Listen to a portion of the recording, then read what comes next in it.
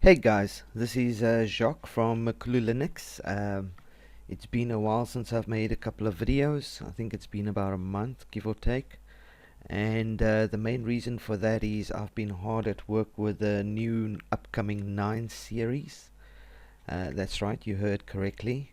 Um, the 8 series has come to an end. The 9 series is about to take off. Um, I know that Xfce and KDE ended with the 7 series. We never made any releases with the 8 series. So I thought with the 9 series we'd start off with that, starting with Xfce. Now, I'm doing things a little bit different this time with Xfce because it's an operating system that can be used on old PCs, can be used on new PCs. If configured correctly and tweaked correctly, it can literally be run on just about any PC and look good doing it. So there will be 4 Xfce editions that will be released. 2 64-bit and 2 32-bit editions. So I've started working with the 64-bit obviously first, and there is both a light edition and a normal edition. Now the light edition is literally light. It fits on a CD. It's 690 odd megs of the ISO size is about 693 megabytes, I think 694 megabytes. Easily fits on a CD, and it's mostly pre-configured for the user. So this is what you see when you first start up. This is the desktop. This is the light edition. So as usual, when you boot up the Makulu distros, you get this really pretty desktop with your desktop icons, your clock and calendar or clock and date on the screen.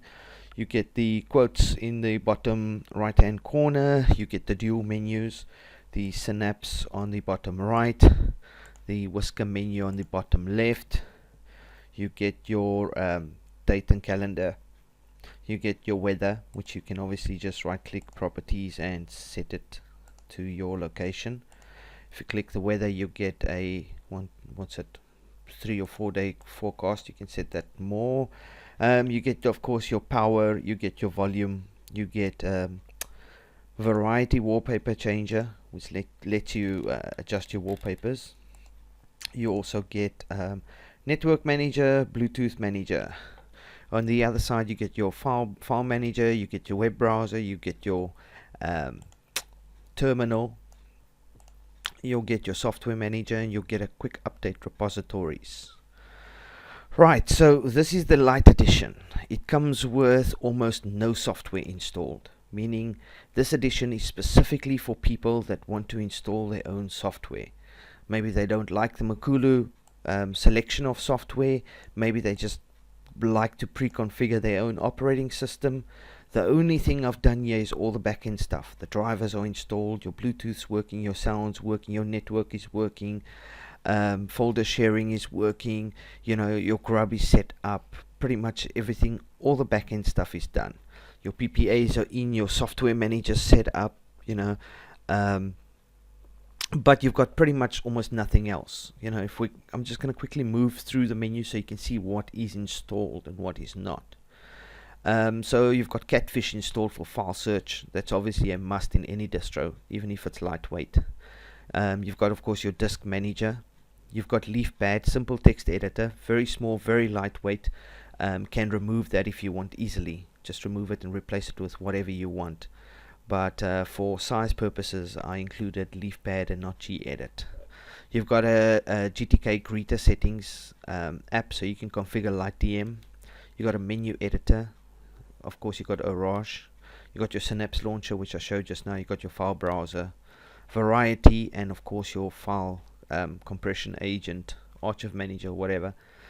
Graphics, ImageMagick. That's it. Nothing else on the graphics. Internet, you got your MegaSync, 50 gigs of free online storage. That is a must in any distro, no matter how light or heavy. So it comes with MegaSync included. If you open it up, it will put a little icon in your menu, in your bottom panel here, and you can manage your cloud storage with that. 50 free gigs of online storage, so that's nice. Multimedia, you've just got your audio managers. Under Office, you've obviously just got Garage. Under System, you've got BleachBit for keeping your system clean. You've got Boot Repair and Boot Info to fix boot issues. You've got GDebi, which is your package manager to install deb files. You've got the Makulu constructor. Yes, that is included in the light version as well. So you can customize this version however you want and just reconstruct it into an ISO. You've got a NTFS configuration tool, very handy. You've got a software updater, a software manager, you've got Synaptic Package Manager, you've got a system monitor, you got the Xfce terminal. That is pretty much it. That is it. That's the light edition. So you've got the whole Makulu look and feel, but without all the additional bloated software. Now, I don't mean bloated as in Makulu editions are bloated. I am literally talking in terms of the guys that love the lightweight stuff. You know, they see anything as bloated. So you've got basically this edition without all the extra software. So you can just open up the package manager or the software manager and install the browser you want, the email client that you want, the graphics tools that you want, the media players that you want, whatever you want, you can install. There's literally almost nothing on this distro, so that's pretty cool.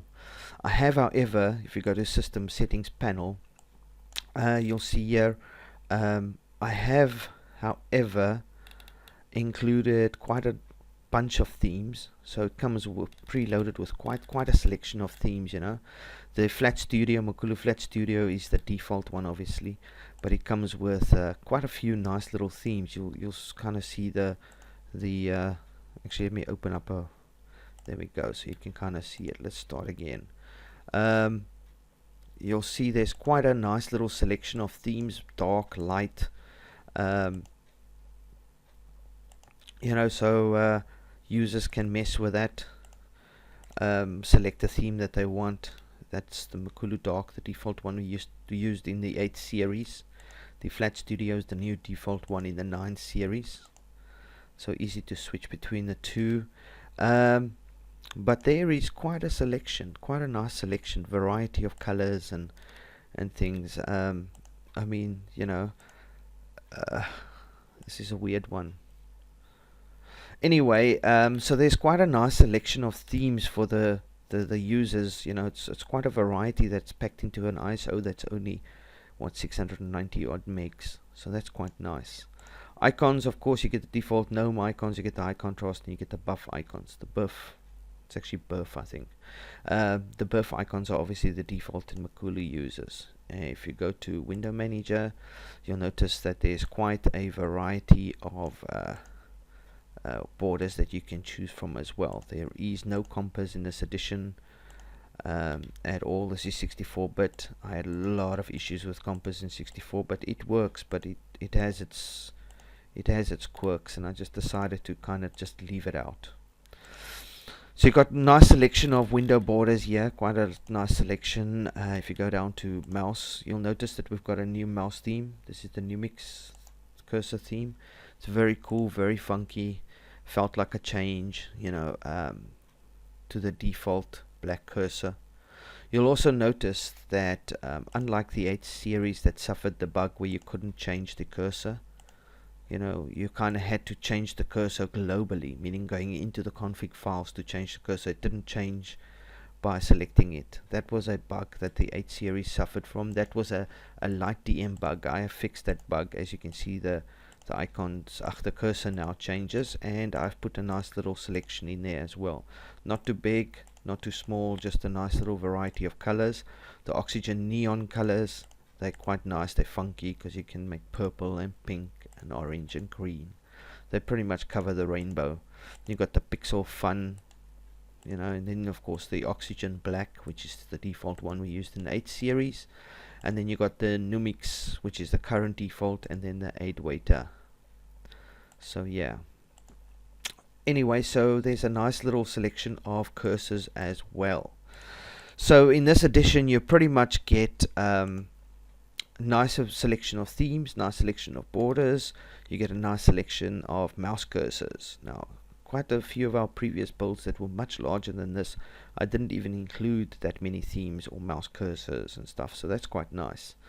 The actual settings panel itself is quite loaded with features. You've got your languages in here, you've got Gparted in here, you got your Bluetooth manager in here, you got shared folders in here. I'm pointing out all the stuff you wouldn't normally see in your cPanel in Xfce. You've got grub customize in here, you got LightEM set greeting settings here, you got unit booten in here. So you know, and then you've got all the usual stuff as well, so you can manage pretty much everything. So you got a nice little settings panel already pre-configured for you. So that's pretty much the light edition. It looks beautiful, very stunning. You've got a nice selection of wallpaper. Most of these come from the 8th series. I've taken the best of the best kind of, and one or two new ones. You've got a nice selection of background wallpapers, and of course you can easily add more. And of course, because you're using Variety, you can download from online sources automatically. So in a nutshell, the light edition is pretty much light. It allows the user to install everything himself. I mean, he can open up the software manager and you know, just start installing. It's that simple. I'm currently running this in a virtual box with one CPU assigned and 1.5 gigs of RAM, and you can see it's very snappy. I mean, this is like instant. It's a very fast build, very fast. I've really put minimal CPU use, and the reason for that is I'm running two virtual boxes because I wanted to show off the normal menu as well as the light menu. Currently I'm in the light one, and the normal one I've also only assigned one CPU. I'm on a laptop, so I literally cannot put two, you know, I've only got a 2-core 4-thread CPU, so yeah. Anyway, so in the software manager you can literally just type whatever you're looking for, Firefox or whatever, you know, and just double click that and then hit install and install it, you know. So that's how easy it is to look for your software. The more advanced users will probably use Synaptic Package Manager, which is included as well. So the light version is pretty much what it says. It's light. There is literally almost no software included. I know there's a little browser button here which won't work now. If you click it, it won't. There's no browser attached. But the moment you actually install a web browser, this will attach itself to any web browser installed. So the moment you install Firefox or Chrome or whatever you install, Opera or whatever the case might be, if you click this button, it will start functioning. I will put that in the release notes. And there is these little hint pop-ups that pop up the first time you boot that actually tells you that. I've mainly just put the shortcut there because one of the first things people are going to do is install the browser of their choice. So, you know, they're going to boot up, look around, start installing, and they'll install a browser and a media player, and of course this button will then just start functioning. So I just thought I'd put that little extra tweak in there and save them the time of moving the browser button to the bottom panel. Other little things that I've done is, if you actually have a look here, I've added the context menus: open as root, open terminal here, open root terminal, search files and folder, share existing folder. Right. If you open terminal, you'll notice that the terminal is the standard nice little gray look. It fits with the color scheme. You'll also notice that the theme selection is very nice, a variety of nice themes. And very smooth, you know, very nice look, very sleek, very nice. The text is bold, the buttons are bold, the border is perfect, you know, it just goes well with the theme. It's almost like a flat, modern looking theme. If you open up a root terminal, you'll notice that the terminal now changes color. That's just to sort of show you that that you are in root mode. So be careful of anything you change. That is very important, you know, because sometimes you make changes and you forget that you're actually in root mode, and therefore it sometimes can be difficult to undo those changes. So I've gone the extra mile to make sure that, because if you open File Manager in root, it tells you, you know, I mean, Xfce tells you clearly that you're warning you're in root mode, you know.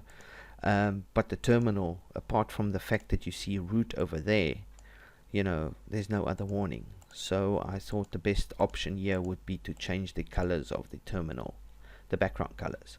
So you've got the normal default gray, which is your normal terminal, and you've got the sort of a browny orange color, which is your root terminal. So that's quite nice. Nice little extra feature there. I have configured the some custom actions. I have configured auto mount. However, the extras, obviously I cannot configure that because I do not know what the user is going to install, which software to handle whatever he's going to be running. So that's pretty much the light edition in a nutshell. It's very light, but it's got all the back-end stuff, all the Makulu back-end stuff that I usually put into a distro. It's already there. So your drivers are installed, your Wi-Fi is working, your LAN is working, your Bluetooth is working, your sound's working. You've got the dual menus working. All the PPAs are in, everything's set up for you. Your grub set up, your window login manager set up, Makulu constructor is on there, so all the back-end stuff is done. Literally the only thing you need to do at this point is add your own software. You open up your package manager or your software manager and just start installing. Customize your system however you want. So that's the magic of the light edition. You literally let you customize the system to your heart's desire. So it's more for the advanced users, not really the new guys. But in a nutshell, that is pretty much the light edition. It fits on a CD, 692 or 693 megs. I think it's 693 point something.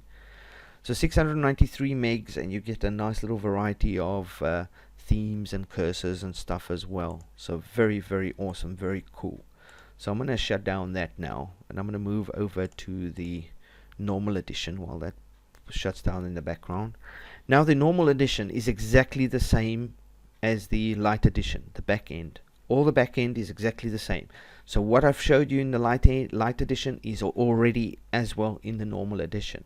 You've got the same wallpapers, you've got the same menus, these same menus, the synapse on the right and the whisker menu on the left. You've got the same right click function, except you've got a couple of other additional ones here like scan for threats and so forth. You've got the preferences. If you go to the configure volume management,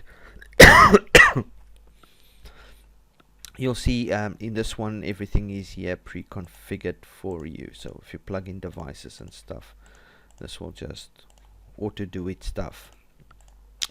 The difference between the two editions is in this one everything is already installed for the user. So if we're going to run through the menu here quickly, you'll see here you've got a calculator, you've got I think that's about the only thing in accessories, because there's not really much to put in accessories. Under games, you've got Steam, which is installed and pre-configured for you. You've got Play on Linux, which is installed and pre-configured. You've got Mahjong, you've got your Solitaire, you've got Sudoku. Under graphics, you've got your document viewer, which is your PDF, and it's a multi-document viewer, so PDF and a bunch of other file formats.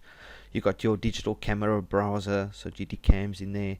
You got your MyPaint raster graphics editor. You got image viewer. You got image editor. On the internet, you've got your Firefox web browser. You've got install Netflix shortcut. You've of course got the MegaSync. You've got the Internet Messenger in here. You've got Skype in here.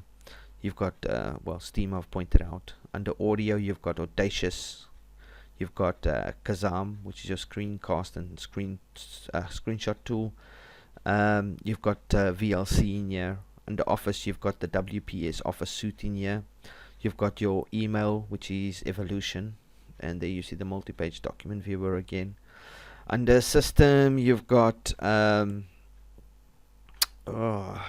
printers pre-configured for you. And of course you got the full wine suite, as well as the 32 and /64-bit architecture.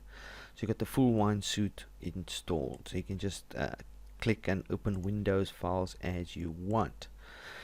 You've got a couple of extra context menu items that I can't really show now. If you right click on ISO, you can burn it.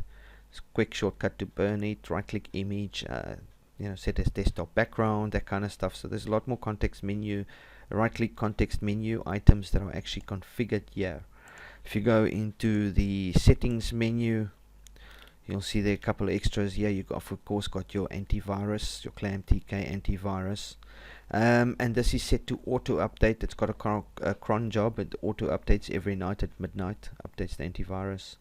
And of course you got your firewall.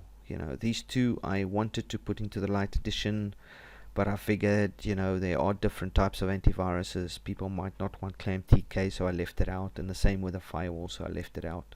So the light edition is very light, and for a reason. It is there for people to install whatever they want, configure however they want, but the look is already there. So because a lot of people are good at installing stuff, but they really suck at the graphics and the nice, making it look flashy. So I've done that for you. You just literally just install whatever you want. So you got a firewall and an antivirus in there as well. Everything else is pretty much the same.